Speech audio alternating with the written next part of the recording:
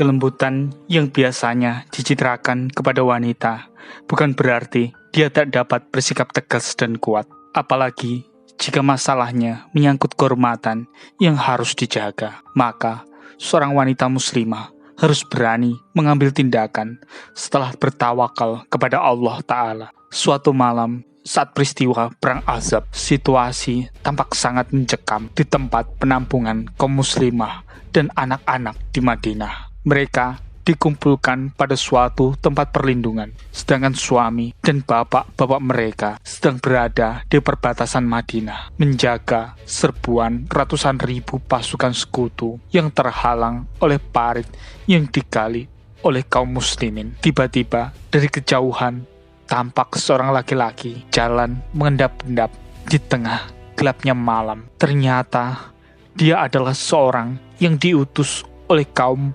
Yahudi Bani Quraisyah untuk mengetahui apakah di tempat perlindungan kaum muslimah tersebut dijaga ketat atau tidak, sebab mereka ingin mengambil kesempatan untuk menodai kehormatan kaum muslimin.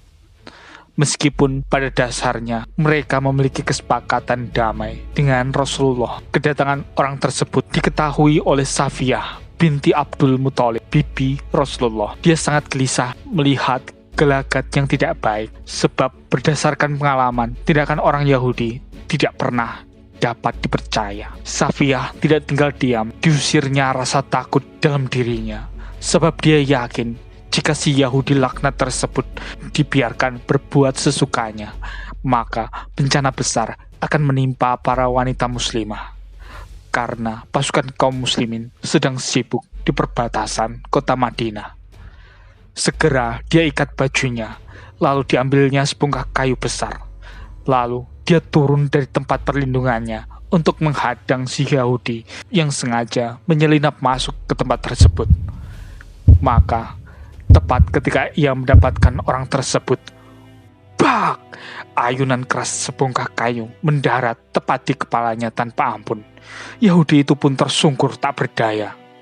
Tanpa berkata sepatah pun, Safiyah kembali ke atas setelah berhasil menunaikan misinya. Karuan saja teman-teman si Yahudi tersebut kaget bukan kepalang. Mereka pun berkesimpulan bahwa kaum muslimah dijaga ketat oleh pasukan kaum muslimin yang sangat kuat. Dan akhirnya mereka mengurungkan rencana makar pengkhianatan Yahudi Bani Quraisyah pada Perang Ahzab. Akhirnya memicu serbuan muslimin terhadap suku Yahudi tersebut setelah Perang Ahzab selesai dan menyebabkan mereka terusir dari Madinah.